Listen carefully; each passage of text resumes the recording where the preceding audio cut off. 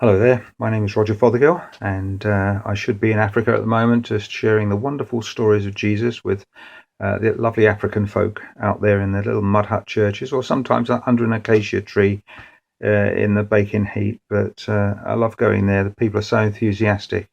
I'm not there because of the COVID-19 problem, and so I'll share them with you instead. And I love the way that Jesus actually responded to the situations. There's the mark of the Son of God there. It's really lovely.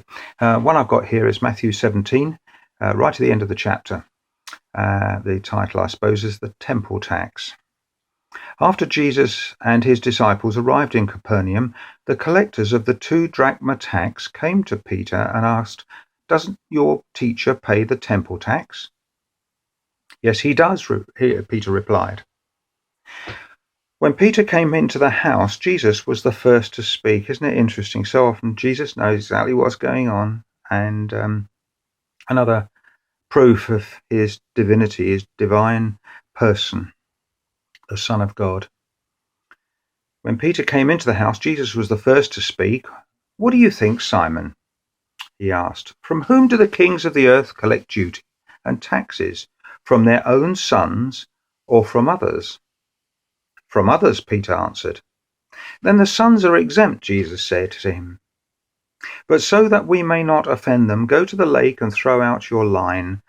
Take the first fish you catch, open its mouth, and you will find a 4 drachma coin. Take it and give it to them for my tax and yours." Quite a miracle, really, to go and fish, do as Jesus said, go out, throw out a line, and the exact amount of money that you need for the situation is found in the fish's mouth. Amazing, absolutely amazing. But it's interesting the point that Jesus makes. Jesus, when he first spoke to Peter, says, "What do you think, Simon? From whom do the kings of the earth collect duty and taxes? From their own sons or from others?" And Peter says, "From others." And Jesus says the sons are exempt. What he's saying is, him being the Son of God, he's exempt the temple tax. It doesn't really apply to him. But then he says, "But so that we may not offend them, go to the lake and throw out your line, and take the first fish you catch, open its mouth, and you will find a 4 drachma coin. Take it and give it to them for my tax and yours, so that we may not offend them."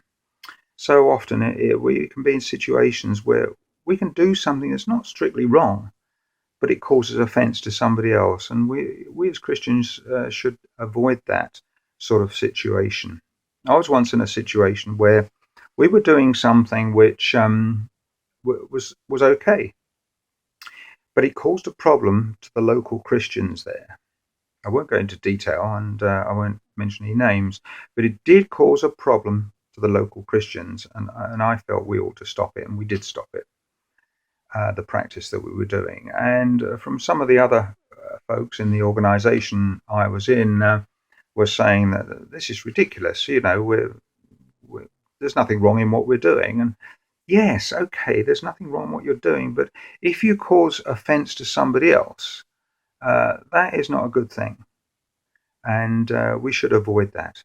So I just leave that with you. If something in your life which really is nothing wrong with it, but it causes offence to somebody else, and you need to think carefully. Take it to the Lord, pray about it as to what he thinks about it. Bless you. I hope you're well. More stories to come. Bye.